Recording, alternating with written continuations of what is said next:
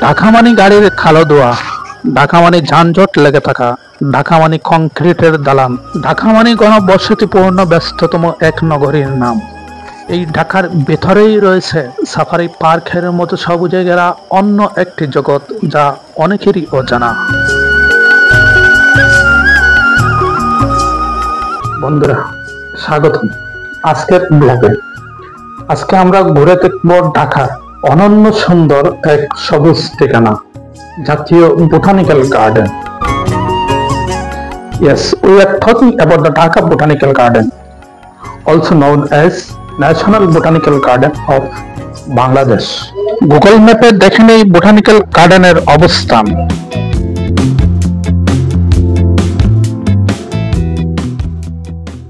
মিরপুর 2 জাতীয় চিড়িয়াখানার পাশেই অবস্থিত।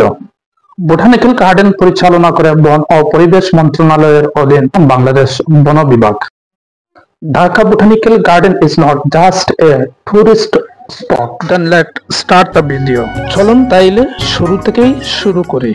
ঢাকা শহরের যে কোনো প্রান্ত থেকে আপনি সিএনজি অথবা প্রাইভেট গাড়ি নিয়ে আসতে পারেন, অথবা অ্যাপস থেকে আপনি যে কোনো গাড়ি নিয়ে আসতে পারেন। তাছাড়া বাসে করেও আসতে পারবেন বিভিন্ন স্থান থেকে। আমি অবশ্য ঢাকার মতিঝিল থেকে মেট্রো রেলে চলে আসছিলাম মিরপুর 10-এ। আপনারা চাইলে যে কোনো স্থান থেকে মেট্রো রেলে 10 অথবা মিরপুর 11-তে নেমে রিক্সা কিংবা ট্যাক্সি নিয়ে সরাসরি চিড়িয়াখানা অথবা বোটানিক্যাল গার্ডেন যেতে পারেন। Opening hours of botanical garden: March থেকে নভেম্বর সকাল 9টা থেকে বিকেল 5টা, ডিসেম্বর থেকে ফেব্রুয়ারি সকাল 9টা থেকে 4টা 30 পর্যন্ত। আসুন এবার জেনে নেই এন্ট্রি ফি।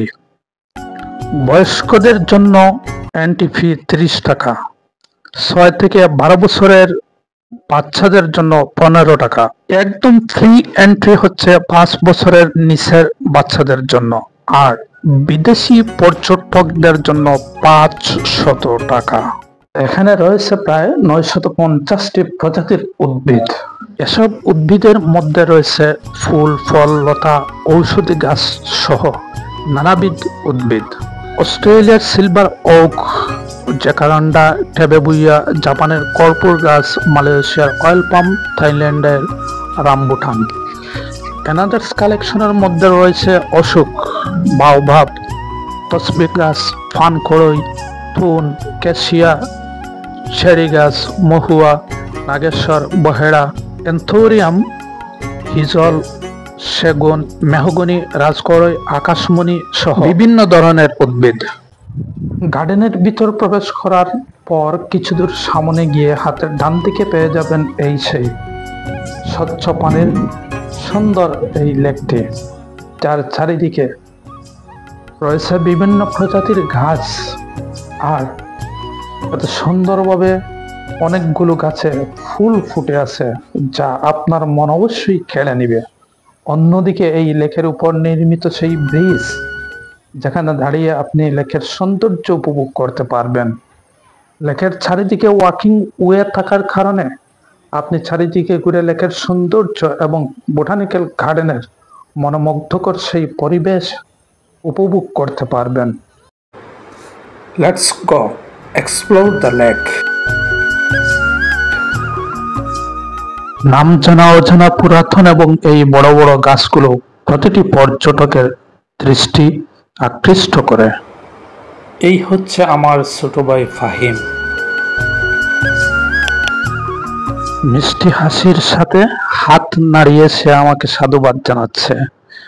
মনে হচ্ছে যেন মহাসুখে বসে আছে লেকের সৌন্দর্য উপভোগ করে।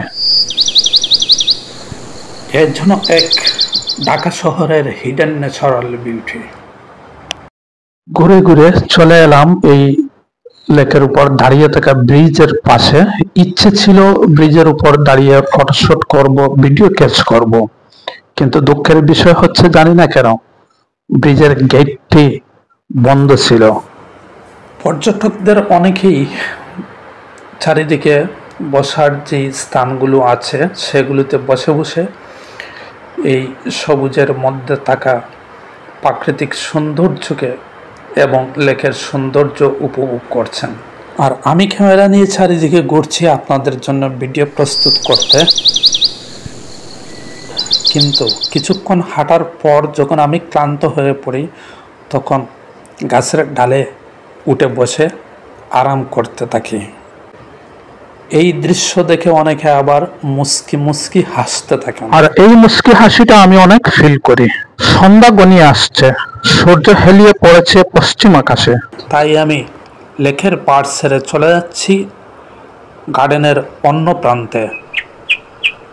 সন্ধ্যা ঘনিয়ে আসার পূর্বে যতটুকু পারি ক্যামেরা বন্দি করতে। উদ্যানের ভিতর থেকে অনেকেই ব্যাক করতে শুরু করেছেন, কারণ সন্ধ্যা হয়ে যাচ্ছে। আর যেহেতু পাহাড়ি পরিবেশের নির্জন এলাকা, তাই এখানে সন্ধ্যা পর স্বভাবতই সবাই ভয় পাবে। আমরা গ্রামের মানুষ, আমাদের ভয় নেই, তাই আমি সামনে এগিয়ে চলছি।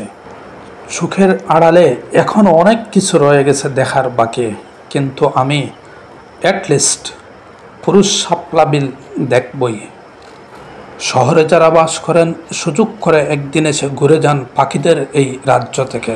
আর বাহিরের থেকে যারা দেখছেন আমার ভিডিও থেকে উপভোগ করে নিন বাংলাদেশের জাতীয় উদ্ভিদ উদ্যানের সৌন্দর্য।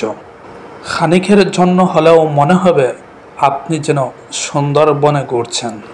তবে হ্যাঁ, হাতে প্রচুর সময় নিয়ে আসবেন যাতে ঘুরে দেখতে পারেন। আমার মতো সংক্ষিপ্ত সময়ে যদি চলে আসেন তাহলে শুধু হতাশা নিয়েই ফিরে যাবেন। পাশে রয়েছে বাংলাদেশের জাতীয় চিড়িয়াখানা। এক ডিলে যদি 2 পাখি শিকার করতে চান তাহলে অবশ্যই চিড়িয়াখানার ওয়ান ডেগুলো জেনে আসবেন। যানজটের নগরী বলা হয় ঢাকাকে। ঢাকার প্রাণকেন্দ্রেই এমন একটি স্থান রয়েছে যা ভাবতেও কিন্তু অবাক লাগে। আমি আপনাদেরকে একটু দেখানোর চেষ্টা করছি। এই দেখেন, চারিদিকে কিন্তু ঘুরিয়ে ফিরিয়ে আপনাদের দেখানোর চেষ্টা করতেছি কেমন। এই দেখেন, আর পিছন দিকে তাকান, এই যে দেখছেন বিশাল আকৃতির একটি গাছ কিন্তু পিছনে দাঁড়িয়ে আছে, সামনেও আছে, চারিদিকে আছে, আর আমি তাদের মধ্যেই হারিয়ে আছি। বিশাল এই উদ্যানে ঘুরতে ঘুরতে যদি আপনি ক্লান্ত হয়ে পড়েন তাহলে আপনার জন্য হাতের ডায়ে কিংবা বায়ে রয়েছে বসার স্থান। সেখানে বসে আপনি রেস্ট নিতে পারেন। এই যে চমৎকার একটা ভিউ দেখতেছেন, এই ভিউ শুধুমাত্র ঢাকা বোটানিক্যাল গার্ডেনে আসলেই দেখা যায়। আজকে চলে আসছি আবারও বেশ কয়েকদিন পর ঢাকা বোটানিক্যাল গার্ডেন। চমৎকার চারিদিকে সবুজের সমারোহ আর পাখির কিচির মিচির। শহরের কালো ধোঁয়া, যানবাহনের ভেপু শব্দ আর কনক্রিটের দালানে যদি আপনি ক্লান্ত হয়ে পড়েন তাহলে এটাই হচ্ছে আপনার জন্য পারফেক্ট একটি স্থান। এটি হচ্ছে উদ্যানের মূল প্রবেশ পথ। এখানে রয়েছে একটি গাইড ম্যাপ, যেখানে আপনি দেখতে পাবেন কোন পথে গেলে ফুলের বাগান, জলাধার কিংবা পিকনিক স্পট পাবেন। সবকিছুই সাজানো, পরিচ্ছন্ন ও পরিবেশ বান্ধব। এই উদ্যানের আকর্ষণ হলো এর ফুলের বাগান। লাল গোলাপি, সাদা, বিভিন্ন রঙের গোলাপ আর অন্যান্য ফুল যেন প্রকৃতির রং তুলিতে আঁকা এক চিত্র। উদ্যানের মাঝখানে রয়েছে একটি শান্ত জলাধার।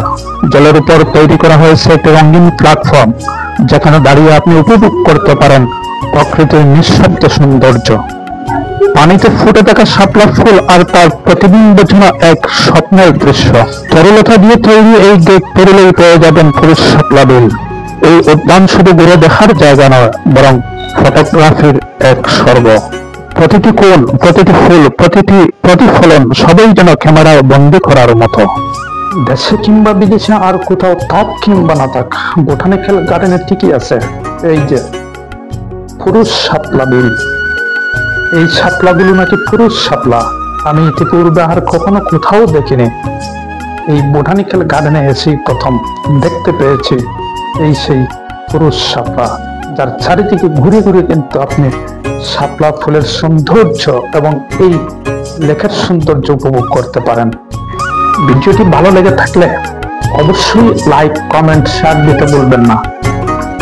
আর হ্যাঁ, আপনি যদি এই স্থানটি ইতিপূর্বে ভ্রমণ করে থাকেন তাহলে অবশ্যই আপনার অভিজ্ঞতা কমেন্টে শেয়ার করে যেতে ভুলবেন না।